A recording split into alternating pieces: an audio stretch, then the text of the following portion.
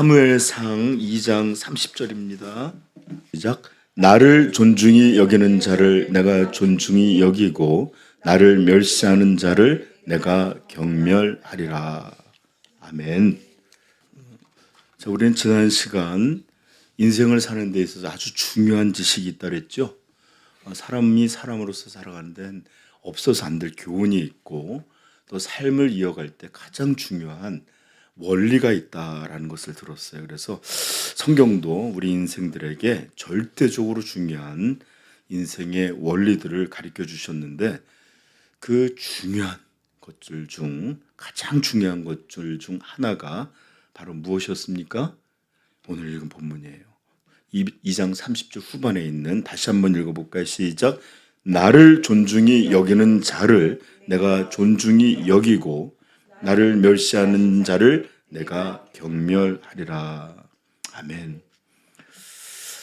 우리는 자녀들이 좀 나하고 다른 더 좋은 환경, 그 다음에 삶을 살아가는데 조금 더 좋은 여건, 그리고 남들로부터 보니까 이제 저희 부모님들도 이렇게 배우심이 그렇게 많지가 않으니까 이렇게 사람들로부터 하대받을 때가 많은데, 그런 게 아니라 사람들로부터 대접받고 살게 하고 싶어서 우리 부모들은 자기가 할 수 있는 한 최선을 다해서 이렇게 자녀들의 교육에 굉장히 열심히 투자를 한다고 해야 되나요? 아니면 헌신을 한다고 할까요? 이렇게 합니다. 그러나 세상에는 어떤 존재하는 지식보다 더욱 중요하고 더욱 절대적이고 더욱 영구한 것이 있는데, 그것이 바로 오늘 우리가 읽은 그 본문의 내용입니다. 만약에 여러분이 이런 본문의 말씀을 보면서도 그렇게 이것이야말로 세상에서 가장 중요한 것 중에 하나예요, 절대적인 그런 진리다라는 것을 그렇게 여기지 못한다면 저는 여러분들의 신앙에 대해서 걱정할 수밖에 없어요. 그리고 여러분들이 정말로 참된 하나님을 믿고 있는 것일까 하는 의구심을 가질 수밖에 없습니다. 왜 그러하냐면 오늘 읽은 우리 본문의 내용은 기독교 신앙에 있어서 정말 중요한 핵심, 그리고 중심을 이루는 가장 중요한 진리를 구성하는 아주 중요한 그 구성 요소의 하나이기 때문에 그렇습니다. 이것만이 전부는 아닐지라도 이것 없이 존재하지 않을 정도로 중요한 핵심을 이루고 있는 것 중에 하나예요. 그러므로 우리는 오늘 이 본문을 통해서 하나님을 존귀히 여긴다라는 것이, 존중한다라는 것이 무엇인지, 정확히 어떤 내용인지 조금만 더 심도 있게 2번 또는 3번에 걸쳐서 배워보도록 하겠습니다.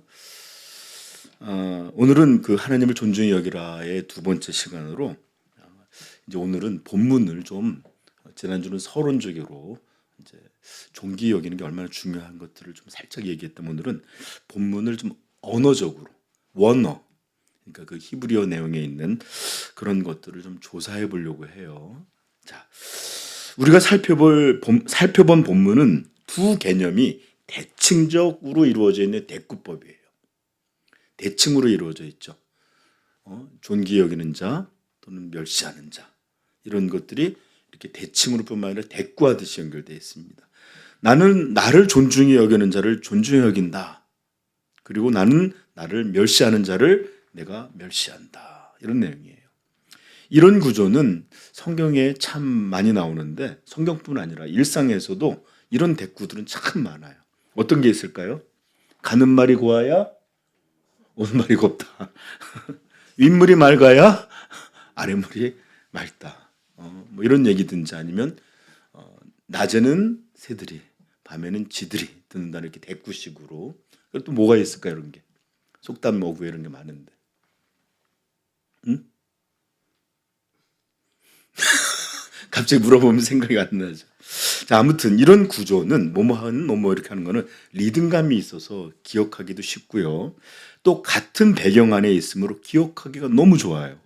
그리고 또 효과적으로 그 의미를 더욱 강화하여서 배울 수 있는 아주 중요한 방식이에요. 이런 대칭적인 대꾸들은 그러하기에 교훈으로 삼는 것이나 또는 이런 것들을 이렇게 분명하게 사람들한테 인식시키는 이런 속담들은 대부분 이런 구조를 많이 갖고 있어요. 호랑이는 죽어서 가죽을 남기고 사람은 죽어서 또 가죽을 남긴다? 이름을 남긴다. 이런 식으로 이렇게 대꾸하듯이 이렇게 하는 이런 것들이 있어요.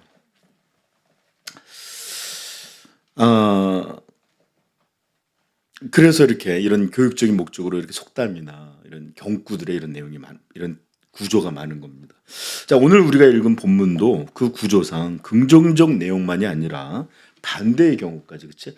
내가 존중히 여기는 자를 어떻게 하고 또 나를 멸시하는 자를 어떻게 하고 이렇게 하는 분명한 이렇게 대조하여 보여준 대꾸로 이루어져 있는데, 하나님께서 우리가 그 구조만 봐도 아하, 이 내용을 주께서 특별히 강조해서 이것들을 우리 사람들에게 분명하게 교육하고 경고하고 알리시기 위해서 이런 방식으로 우리에게 이렇게 리듬감 있게 또 이렇게 분명한 대조로 선명하게 흑과 백을 나누는 것처럼 우리에게 이런 구조마저도 주셨구나. 그죠? 중요하다는 뜻이에요. 알겠죠?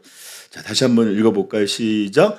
나를 존중히 여기는 자를 내가 존중히 여기고 나를 멸시하는 자를 내가 경멸하리라.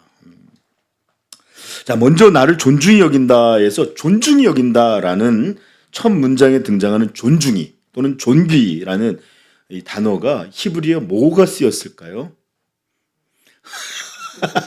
아니, 히브리어 그렇지. 히브리어 뭐 아는 거 얘기하는데 몇 개 안 나오니까 히브리어 어떤 동사가 있었냐면 많이 들어본 말일 거예요. 많이 들어본 카바드라는 동사예요. 카바드는 구약에서 어떤 학자들에 의하면 115회 또는 명사 형태까지로 이루어진 걸로 보면 200회가 넘는 정도로 아주 빈도가 그렇지 많이 이렇게 적지 않는 방식으로 사용 빈도가 꽤 높은 단어인데, 이 단어에 대해서 우리가 가장 많이 번역된 말로 듣는 단어는 뭘까요? 두 어구로 이루어졌는데 카바드는 성경에 거의 번역이 뭐라고 되냐면 영광이라고 돼 있어요. 하나님께 영광을 돌린다라든지 영광이 하나님께서 우리에게 영광을 돌리지 마옵소서. 카바드예요. 이제 단어 하나 배웠죠? 다음 주 카바드 하면 카바레요? 자, 영광이라는 말입니다. 물론 영광이라고 하는 단어를 제가 쭉 조사해봤어요. 그 히브리어 사전을 좀 찾아봤더니 하나만 있지 않고 여러 가지가 있는데, 다른 건 뭐 23회, 30회, 54회 정도 쓰였는데 이 단어는 200회가 훨씬 넘는다고. 그러므로 영광이라고 하는 단어에 있어서 압도적인 빈도와 대표적인 그런 단어입니다. 자, 그렇다면 이 카바드라고 하는 동사는 본래 원 의미가 따로 있어요. 사용하는 의미가 따로 있고 이렇게 그 본래의 뜻이 다 갖고 있는데, 본래의 원 언어적인 그 의미는 어떤 걸까요? 이 동사의 이 기본 의미는 또 배웠다고 그렇게 해서 틀리면 어떡하려고. 네. 무겁다라는 뜻을 갖고 있는 단어입니다. 무겁다. 그래서 C.S. 루이는 영광의 무거움이라고 하는 설교를 한 적도 있습니다. 자, 무겁다는 뜻을 가진 단어인데 기본적인 의미로 쓰이기도 합니다. 죄가 너무 무겁사온즉, 아니면 이스라엘의 노역이 너무 무겁다라든지 이렇게 쓸 때도 있지만, 기본적인 어기보다 보통은 확장된 의미로 더 많이 쓰이는데, 하나님께 영광을 돌리다, 또 어떤 사람의 영화 또는 영예를 높이는 것, 또는 오늘 우리가 본 것처럼 존중하다 또는 존귀 여기다라는 이런 의미로 이렇게 해서 자주 이렇게 번역이 돼서 사용됩니다. 그렇다면 반대로 의미에 쓰인 단어들이 있죠. 여기 보면 멸시하다라는 말이 있죠. 이건 어떤 단어가 쓰였냐면, 물어보지 않게 나도 만약에 내가 찾지 않았다면 쉽게 몰랐을 텐데, 바자, 바자, 바자가 아니라 자하, 하 발음이 들어있어. 아하 발음이. 자, 바자 이렇게 이 뜻인데 경멸하다, 멸신하다, 업신여기다의 뜻을 갖고 사용되는 단어입니다. 그런데 이 단어는 종종 창세기 25장 34절 한번 찾아볼까요? 누가? 같이 찾아볼까요? 창세기 25장 34절.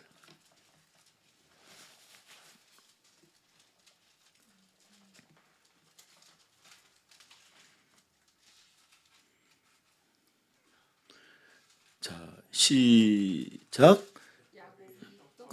시작. 야곱이 떡과 팥죽을 에서에게 주매 에서가 먹으며 마시고 일어나 갔으니 에서가 장자의 명분을 가깝게 여기니라. 여기서 바자가 어떤 단어가 쓰였을까요? 가볍게. 한마디로 그냥 업신여겼다라는 것을 가볍게 이런 말로 우리말로 번역할 정도로 그런 뉘앙스를 갖고 있는 단어라는 뜻이에요. 자, 두 번째, 그러면 멸시하는 자를 내가 경멸하리라라고 할 때 경멸이라는 단어는 이 칼랄이라고 하는 발음이 칼랄, 날이 아니라 랄이에요. 여기에는 하찮다, 시시하다, 보잘것없다, 그리고 가볍다라는 의미를 가진 그런 동사입니다. 그러므로 오늘 우리가 읽은 본문의 내용, 나를 존중히 여기는 자를 내가 존중히 여기고 나를 멸시하는 자를 내가 경멸하리라라는 이 말에는 전부 동사들이 무게라고 하는 이 개념과 다 연결되어 있는 단어들이에요. 즉 이렇게 표현할 수 있죠. 하나님은 나를 무겁게 여기는 자를 내가 무겁게 여겨주겠고 나를 가볍게 여기는 자를 내가 가볍게 여기리라 라는 기본적인 뜻을 갖고 있는 거예요. 여기서 무겁게라는 단어에 대해서 카바드가 왜 이렇게 이런 의미로 쓰였을까를 좀 생각해 볼 필요가 있는데 이 무겁다는 단어는 영광이라고 하는 또는 영화롭다, 존귀 여겨하다, 존중하다라는 왜 이렇게 확장된 의미로 쓰였을까요? 여러분 고대 세계라고 한번 돌아가 보십시다. 우리가 한 몇 3,000년, 4,000년 정도 돌아가면 금이 있어요. 금이 있는데 이게 순금인지 아니면 뭔가 이렇게 섞여 있는지 순도가 높은지 알아볼 수 있는 방법이 뭐가 있을까요? 화학 처리를 할 수 있을까? 뭐 할까요? 현미경? 아니에요. 들어봤는데 같은 사이즈인데 무거운 건 순금이에요. 무겁다. 순금이다라는 뜻이. 이해되죠? 자, 그리고 그래서일지 모르지만 모든 이 금에는 요즘도 그렇지만 요즘은 좀 나뉘어졌어요. 24K, 99점 몇 프로, 18K 몇 프로죠? 뭐 그런 게 있죠. 70 몇 프로 아니면 14K 50 몇 프로 하는 거 있는데 이런 게 있지만 우리도 한 돈, 두 돈 이렇게 하죠. 무게로. 여러분 그 성경에서 달란트 시장을 한다고 그러잖아요. 달란트. 그다음에 1만 달란트 빚진 자가 500데나리온이라고 얘기 나오잖아요. 이 달란트가 무게예요. 제가 오늘 설교를 준비하면서 교보제가 있어서 얼마나 좋았을까. 요즘 제가 이렇게 코스코어 봤더니 1kg 금 이렇게 1kg짜리가 이렇게 골드바가 있는 데를 한번 봤어요. 그게 요즘 2억 중반 정도 한다고 하더라고요.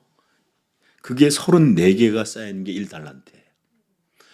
여기다 좀 갖다 놓고 좀 금 골드바 34개를 갖다 놓고 하면 여러분 아니 하나만이라도 좀 있으면 얼마나 좋겠어요. 그렇죠?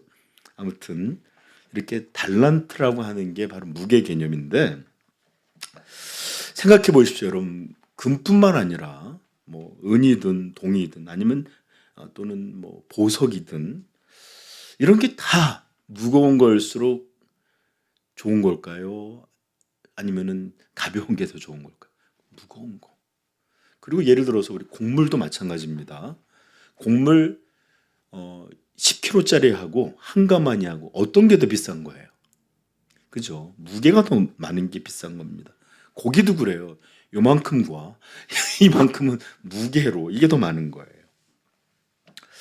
그다음에 이 당시에 그렇게 귀하게 여겼던 감람유라고 하는 올리브유도 이만큼 있는 병이냐 아니면 이만큼 있는 그런 무게가 있는 거냐에 따라서 다 가격이 결정되는 거예요. 즉 무게란 가치예요. 그럼 무게란 와 크고 좋고 영화로운 거예요. 이해되죠? 그래서 고대인들에게 무거움이라는 것은 귀한 것이고 비중 있는 것이고 무게가 있는 사람이라는 사람들은 저도 존귀한 사람이에요. 무게가 키로수 말고. 그리고 우주에서 가장 무거운 분은 누구실까요? 그 나라에서 가장 이 비중이 있는 사람이 왕인 것처럼 이 우주에서 가장 무거운 분 누구예요? 하나님. 그래서 그분을 이 무게가 있는 영광 또는 그분이 가장 영화로운 분 이런 식으로 이 카바드라고 하는 무거움은 곧 하나님의 영광을 나타내는 그런 대표적인 단어가 됐다라고 그렇게 말합니다. 자, 여러분 무겁다는 것은 이렇게 영화롭다 또 귀한 것이다 이런 것뿐만 아니라 이것은 중요한 것이기도 해요. 중요한 것. 그래서 우리가 사람을 평가할 때도 그 사람의 존재나 또는 어떤 단체나 그룹에서 우리 교회에서 누구 하면 그 사람 우리 교회에서 비중 있는 분이야. 그 사람 거기 직책에 대해 얘기할 때 그 사람 있으나 마나한 그런 가벼운 자리야 이렇게 말할 수도 있고 그렇죠. 사람의 인격에 대해서도 그래요. 신중하고 무게 있는 사람을 향해서 참 저 사람 중후하다, 진중하다. 또 반대되는 사람, 막 이렇게 까불까불하고 막 그런 사람한테 저 사람 너무 가벼워. 또는 조금 더 안 좋게 경박해. 이런 표현을 쓰기도 하죠. 즉 사람을 평가하는 거에서도 무게라는 게 무겁냐 가볍냐 같아요. 인격에 대해서도 그렇게 쓰이죠. 그러니까 지위가 무거운지, 그러니까 비중 있는 지위냐 가벼운 지위냐 또는 그 사람의 인격이 묵직하냐 가볍냐 말도 그래요. 말에도 무게감이 있다고 그러죠. 그래서 어떤 사람의 말이 권위가 있을 때, 저 사람 한마디로 굉장히 무게가 있어. 권위 있다는 뜻이에요. 근데 말을 많이 해도 그냥 말에 무게가 없고 그런 사람들 있죠. 또는 반면에 뭔 얘기를 할 때 하다 보면 이런 얘기 해줘도 될까 그러면 걱정하지 마. 저 사람 입 무거운 사람이야.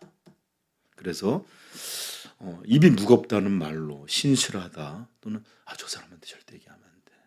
그냥 다 날라가 막 이렇게 이렇게 그렇다라는 것도 있고 제가 예전에 경험했던 무게는 요즘 남자분들한테 참 안타까운데 25일이 되면 저희 아버지가 월급을 받아와요.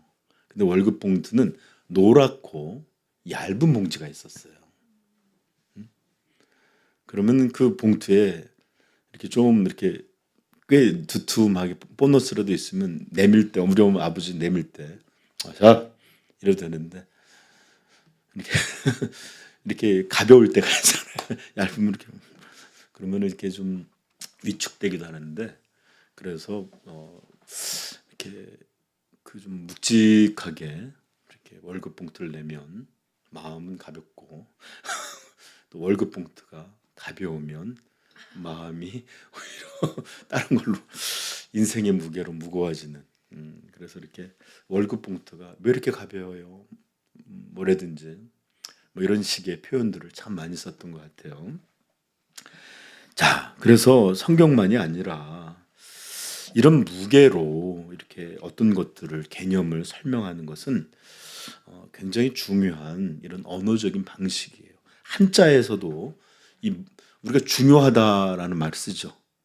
이 중자는 무슨 중자를 쓸까요? 가운데 중? 무거운 거 얘기하는데 왜 갑자기 가운데? 갑자기 출애굽기 뒤에 있다. 십계명 뒤에 있다. 네, 무거울 중자를 써요. 그래서 중요하다. 중자가 얼마나 많이 쓰는지 찾아봤어요. 소중하다. 무거울 중자 써요. 존중하다. 무거울 중자 써요. 내가 존중해야 할 때 무게를 말해요. 비중도 중요하답니다. 이거 귀중한 거예요. 이거 무거울 중자입니다. 그 다음에 이 사람은 중대한 일을 책임지는 사람이야. 무거울 중자 써요. 그 다음에 이 일은 너무너무 중요한 일이 엄중하다. 중자 써요. 그 다음에 어떤 일을 맡길 때 이 사람은 중책을 맡은 사람이야 할 때도 무거울 중자를 써요. 아주 쭉 무거운 게 많아요. 재난 상황에서도 뭐 아주 이렇게 중자가 안 좋은 의미로도 쓰이기도 해요. 중대재해 뭐 이런 얘기를 때 이런 것들을 종합해 보면 중요하다고 하는 이 관념에 대해서는 모호하잖아요. 이렇게 이게 이제 중요하다라는 건 보여지는 게 아니고 우리가 그렇게 느끼는 관념적이고 사고적인 요소잖아요. 그런데 오히려 이런 것들을 무겁다라는 말로 표현하면 굉장히 경험적일 뿐만 아니라 직관적이에요. 그죠? 그래서 지금 무겁다. 이것은 중요하다. 가치가 있다. 이런 의미로 대부분의 사람들에게 아마 받아들여진 것 같아요. 그렇죠? 그래서 예를 보면 알지만 다들 중국에서도 한자도 그렇고 다 무거운 중자를 써서 중요함을 표현했던 겁니다. 그러므로 오늘 본문을 아마 이렇게 직역해 보면 이럴 건 다시 한번 얘기했지만 나는 나를 무겁게 여기는 자를 다시 한번 무겁게 여기고 나를 가볍게 하찮게 여기는 사람에 대해서는 나도 너희를 가볍게. 그다음에 여기 이제 이게 하나님에 대한 말씀이니까 이 이제 의미가 멸시한다, 경멸한다라 했지만 아무튼 직역은 가볍게 여기리다. 즉 나를 중요시 여기는 자를 내가 중요시 여길 것이고 나를 가볍고 하찮게 여기는 자를 내가 하찮고 가벼운 무가치한 것으로 여기리라. 아멘. 존중하다보다 무게감이 훨씬 더 직관적으로 받아들여지죠. 그렇죠. 내가 하나님을 무거움으로 인식하며 하나님도 나도 나를 향해서 너는 내게 참으로 무거운 자야. 묵직한 자야. 비중 있는 자야. 중요한 자야. 이렇게 여겨주시겠다는 겁니다. 아멘. 자, 여러분들 오늘은 제가 사실은 시간을 굉장히 길지 않고 짧게 하려고 원래 한 번에 전할 내용을 좀 나눴어요. 그래서 벌써 끝나갑니다. 여러분들의 삶에서 한번 생각해 보세요. 내게 가장 무거운 것, 내가 가장 묵직하게 여기는 것, 그것은 무엇일까? 무엇을 내가 내 인생에서 가장 비중 있는 것으로 여기고 어떤 것을 내가 가장 묵직한 중요함으로 여기는 것일까? 한번 생각해 보십시오. 한번 생각해 보면 여러분 잘 떠오르지 않을 겁니다. 그러나 우리도 잘 모를 수 있기 때문에 그래요. 그러나 몇 가지 한번 생각해 보면서 힌트를 드릴 테니까 그런 게 어떤 것인지 한번 생각해 보세요. 우리는 생각해 봐요. 여러분들이 중요한 사람과 약속을 했다고 생각해 보십시오. 약속을 잘 지킬까요? 안 지킬까요? 잘 지킵니다. 저는 대통령이나 어떤 예를 들어서 군대에서 부대 우리 기억이 나는데 제가 군부대에 있을 때 무려 해군 참모총장하고 그 다음에 별들이 막 20몇 명이 뜬대요. 그래갖고 뭐 우리 본교 부대장 별 스타 3개 사령관 우리 학교 교장 별 2 그래갖고 별들이 25명이나 슈퍼 링스라고 하는 해군잠 잠수함 잡는 헬기가 들어왔다고 대대적으로 오는데 내 평생에 진짜 풀을 그렇게 뽑아본 적이 없어. 일주일 전부터 막 뽑아대갖고 쫙 평탄화 시키는데 일주일 정도 되면 여러분들 또 자라기 시작해요. 그럼 그 높이 맞춰서 뽑아야 돼. 그리고 나무들 전지를 쫙 해놔요. 그냥 어디 하나 이파리 하나 떨어지면 안 돼요. 그리고 그날 언제 온다고 했는데 아침부터 그냥 그 전날부터 쓸고 닦고 아니 생각해요. 별자리들이 우리 내무반에 왜 들어와? 근데 내무반에 치아까지 문질러갖고 닦아놓게 한단 말이에요. 그러면서 그 시간이 될 때까지 시간이 이제 온다고 막 연락이 오면 다 들어가야 돼. 없어야 돼. 자, 이렇게 중요한 분이 오면 여러분 그런 별자리가 온다 그럴 때 부대에서 준비가 안 돼 있거나 또 약속 시간을 어기거나 이런 일이 가능할까요? 불가능해요. 그리고 여러분 아무리 바빠도 정말 바쁜 일이 있어도 이거 정말 중요한 일이다라고 하는 건 빼먹질 않습니다. 그죠? 어떠한 경우라도 뭔 일이 있어도 하여튼간 멈춰서라도 그걸 해야 돼요. 그죠? 그리고 정말로 우리가 중요시 여기는 사람에 대해서는 우리가 말도 가볍게 듣지 않아요. 신중하게, 무겁게 들어요. 자, 그래서 한번 보세요. 내가 이렇게 약속이든지 아니면 어떤 것이든지 이렇게 마음의 태도가 무겁게 발휘되는 그런 영역들이 어떤 걸까? 그게 바로 내가 중요시 여기는 겁니다. 또한 우리는 마음에서 중요하고 또 자기가 소중하거나 무겁다고 생각하는 것을 위해서 살고 또 그것을 향해서 살아요. 우리 인간은 뭐 어떻든 간에 예를 들어서 그게 내용이 천박하거나 이상한 것일 수도 있어요. 죄된 것을 중요시 여길 수도 있단 말이에요. 그러나 언제 경우든 그 중요한 것을 위해서 살아가요. 자, 마태복음 13장 44절 찾아보세요. 마태복음 13장 44절.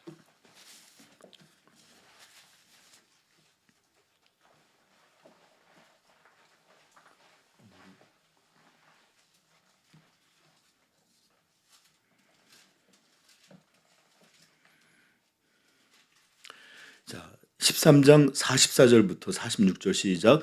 천국은 마치 밭에 감추인 보화와 같으니 사람이 이를 발견한 후 숨겨두고 기뻐하며 돌아가서 자기의 소유를 다 팔아 그 값을 사느니라. 또 천국은 마치 좋은 진주를 구하는 장사와 같으니 극히 값진 진주 하나를 발견함에 가서 자기의 소유를 다 팔아 그 진주를 사느니라. 아멘. 바로 이것이 이 보물, 이 천국이라고 하는 이것에 대한 무게, 가치, 이것을 발견한 사람이 보이는 행동입니다. 이 보물에 이 사람은 무게와 즉 가치와 이것의 어떤 영광, 이것의 가장 중요함을 깨달았어요. 그러니까 어떻게 했죠? 모든 것을 팔아서 그것을 얻으려고 합니다. 우리는 대부분 그래요. 중요한 것들을 위해서 시간, 돈 이런 것들 아끼지 않나요? 여러분 뭐 사람 만났을 때도 이렇게 막 이렇게 아끼고 그러는데 정말 자기가 소중히 여기는 사람한테는 그냥 아낌없이 다 할 때 있잖아요. 그렇죠? 그렇지 않습니까? 중요시 듣고 있는 거 맞아? 무게 있게 듣고 있는 거 맞죠? 자, 이렇게 우리는 중요한 것들을 향해서는 다른 태도를 가질 뿐만 아니라 그것을 구하고 얻고 취하는 방식으로 살아갑니다. 그러므로 우리의 삶을, 우리의 마음을 조금이라도 좀 돌이켜서 생각해 보면 내가 무엇을 위해 살고 있는지, 내가 무엇을 중요하게, 무겁게 여기면서 그렇게 보내고 있는지를 알게 됩니다. 그리고 너무나 슬프고 두렵게도 하나님도 그분을 믿는 신앙도 거의 무게를 가지지 못하고 깃털처럼 가벼워 보이는 것이 오늘날 우리 기독교의 현실입니다. 여러분, 오늘 우리가 읽은 이 본문의 배경은 사실 이렇습니다. 하나님의 사람 즉 선지자가 와서 엘리 제사장에게 하나님의 말씀을 대언하는 내용이 27절서부터 먼저 29절까지 등장을 해요. 우리가 사무엘상 2장으로 한번 가볼까요?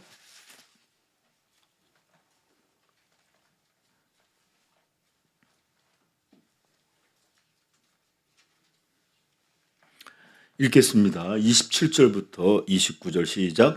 하나님의 사람이 엘리에게 와서 그에게 이르되 하나님의 여호와의 말씀에 너희 조상의 집이 애굽에서 바로의 집에 속하였을 때에 내가 그들에게 나타나지 아니하였느냐. 이스라엘 모든 지파 중에서 내가 그를 택하여 내 제사장으로 삼아 그가 내 제단을 올라 분향하며 내 앞에서 에봇을 입게 하지 아니하였느냐. 이스라엘 자손이 드리는 모든 화제를 내가 내 조상의 집에 주지 아니하였느냐. 한마디로 즉 모든 영광, 존귀, 이런 복됨을 너희 조상들 너희 집을 택하여 너희에게 베풀어 주지 않았느냐. 자, 29절 시작. 그런데 너희는 어찌하여 내가 내 처소에서 명령한 내 재물과 예물을 밟으며 내 아들들을 나보다 더 중히 여겨 내 백성 이스라엘 드리는 가장 좋은 것으로 너희들을 살찌게 하느냐. 즉 내가 너와 너희 집에게 택하였을 뿐만 아니라 영광을 주었고 은혜를 베풀어서 이 막중하고 이 복스럽고 영광된 일들을 너희에게 허락해 주셨는데 너는 어찌하여 내 아들들을 나보다 더욱 어떻게 해요? 중히 무겁게 여겨. 이렇게 저울이 있는데 내 아들, 내 가족 이걸 더 무겁게 여겨. 더 소중하게 여겨. 더 가치 있게 여겨. 어찌하여 내 예배를 질밖에 두느냐.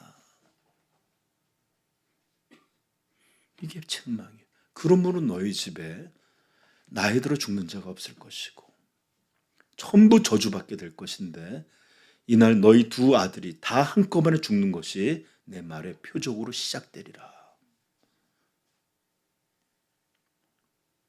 그렇습니다. 하나님은 이렇게 말씀. 엘리 너는 어찌하여 나 하나님보다 자식들을 더 무겁게 여겼느냐. 어찌하여 너희 자식들을 나보다 더 중하게 여겼느냐. 어찌하여 너희 자식 사랑이 내 예배보다 더 귀한 것으로 여겼느냐. 바로 이것이 죄악입니다. 하나님보다 더 중하게 여기는 것, 하나님보다 더 무겁게 여기는 것, 하나님보다 더 가치 있고 소중하게 여기는 것, 이게 바로 죄입니다. 그리고 여러분, 만약에 내가 친구에게 친구처럼 대하면 우정이에요. 근데 내가 만약에 부모나 권위 있는 자나 왕에게 한번 어이 헤이요 하면서 브로 이러고 간다고 생각해 보세요. 이게 왕에게 멸시하는 일이에요. 그러므로 하나님을 가볍게 여기는 것 자체가 가장 존귀하신 하나님을 향하여 멸시하는 것이에요. 그래서 가볍게 여긴다를 멸시라고 말하는 겁니다. 바로 이렇게 하나님을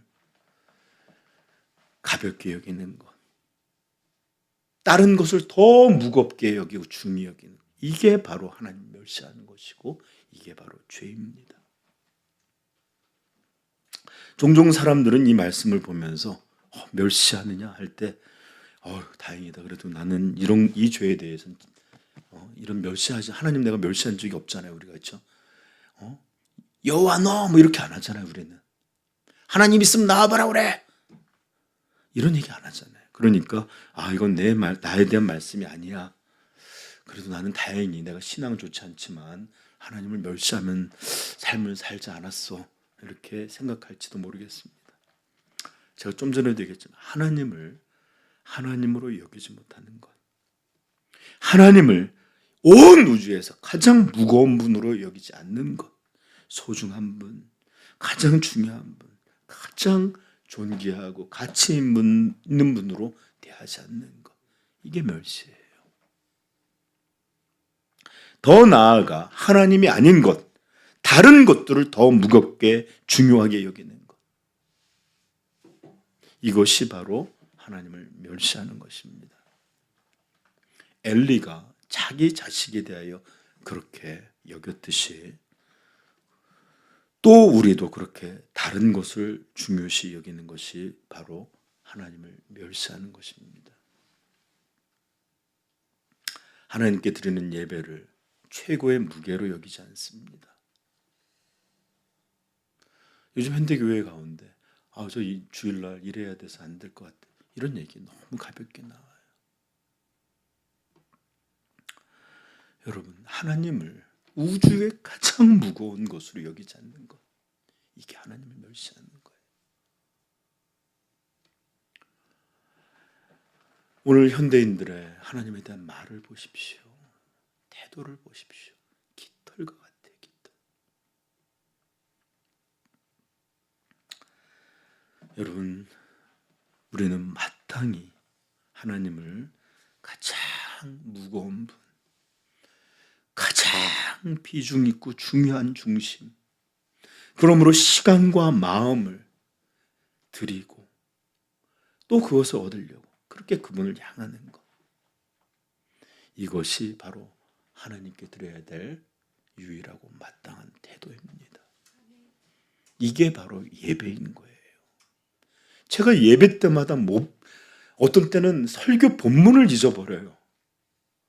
나와 있는 너무나 가벼운 태도들, 시간조차도 제대로 지키지 못한 그런 태도들.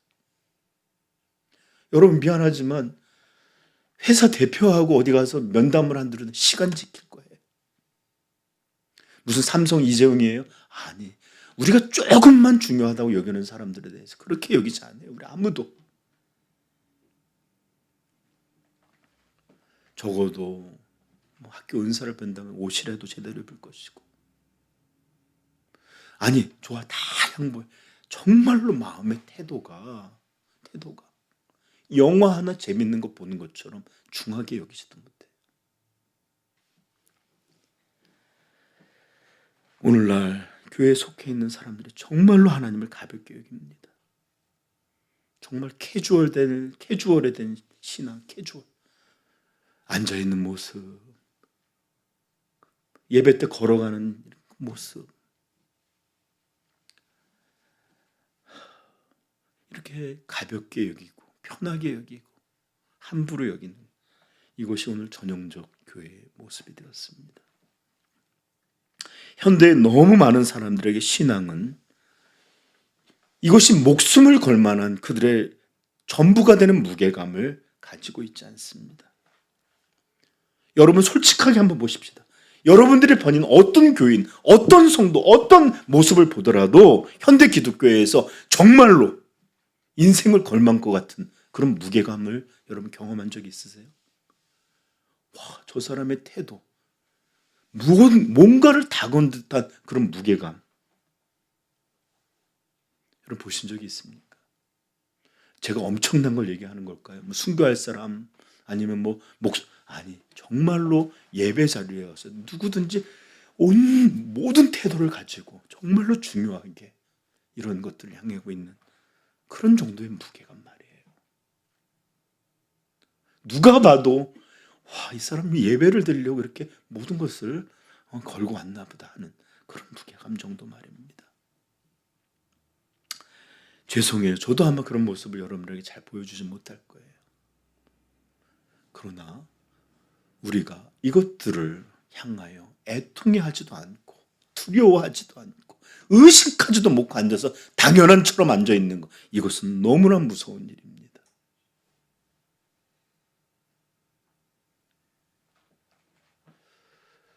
제가 맨날 하잖아요. 예배는 목사에 대한 태도 때문에, 태도가 아니라고요. 예의가 하나님에 대한 예의예요. 그런데 어떻게, 여러분 죄송해요. 정말 피곤하면 그럴 수도 있지만 존대든지 딴짓을 한다든지 그냥 휙휙 나가버린다든지, 저는 진짜 얘기 알지만 저 설교하다가 정말 죄송하다 하면서 화장실 간 적도 있죠. 사람이 그런 날이 있어요, 분명히. 그런데 그거는 정말 몇 년이나, 인생이 몇 번 안 되는 거잖아요. 그죠? 부디 우리 성도들, 우리 삼위영광교회 성도들은 하나님을 내가 정말 내 인생에 무거운 것으로, 중요한 것, 소중한 것, 무겁고 무거운 것으로 여기는 그런 성도들이길 축복합니다. 제가 여러분들 비난해서 뭐 하려고요? 제가 여러분들한테 안 좋은 얘기해서 도대체 무슨 덕을 누리겠다 그럽니까? 이것은 여러분들 제가 여러분한테 말해주지 않고 우리가 고쳐지지 않는다면 저건 목회자로서 직무유기를 하는 거예요. 여러분 마땅히 그분의 말씀을 세상의 그 어떤 것보다 더 무거운 것으로 여기고 듣고 계십니까? 설교는 여러분들 주일날 도 했지만 끝나고 나서 본문을 물어봤더니 신약인지 구약인지도 기억을 하지 못하더라. 여기 어디에 무게가 있어요? 여기에. 즉 무거움의 참된 의미, 존중하고 존귀히 여기는 것이 아니라 오히려 무게감이 있다면 힘들고 의무감이고 또 저렇게 말하니까 무게와 압박으로 느끼는 무게감, 이 무게감이 아니라 정말로 이 하나님께 영광이라고 하는 그 무거움의 영광, 이런 말씀으로 여러분 하나님 말씀을 보고 듣고 그러고 계십니까? 저는 저 자신과 그 다음에 우리 성도님들과 그리고 또 이 설교를 누가 들을지 모르지만 듣는 이들에게 대하여 다시 한번 하나님이 세상과 인생을 향하여 가장 중요하고 가장 기본이 되고 영구적인 그런 이 인간을 향한 하나님의 진리, 그것을 상기시켜 드리려고 합니다. 나는 나를 존중히 여기는 자를 존중히 여기고 나를 멸시하는 자를 내가 경멸하리라. 저와 여러분이 항상 잊지 마시고 오히려 항상 기억할 뿐만 아니라 그것들을 의식하고 살아갈 수 있으면 좋겠습니다. 그래서 예배 드릴 때마다 우리 안에서 그 무거움의 영광이 드러나야 합니다. 정말로 내가 그것을 비중 있게 여기고 소중히 중요하게 엄중하게 존귀하게 존중하고 있다는 것을 여러분들 우리 자신이 마음이 깨달아야 하며 또 세상이 자녀들이 그리고 다른 이들이 우리를 그렇게 볼 수 있기를 축복합니다. 하나님이 여러분이 하나님을 그렇게 무거운 분으로 그렇게 대하고 예배할 때 우리 하나님은 여러분들을 가장 존귀하고 무거운 자녀들처럼 대해 주실 것입니다. 이 시간에 같이 기도하겠습니다.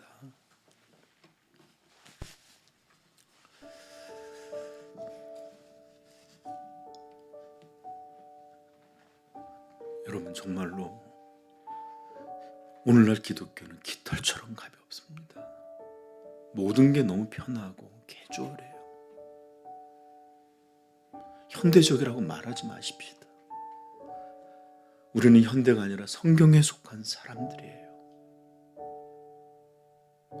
그러므로 여러분들 우리의 마음의 태도가 중심이 가치가 우리 하나님을 우주에서 가장 무거운 분으로 여길 수 있기를 축복합니다.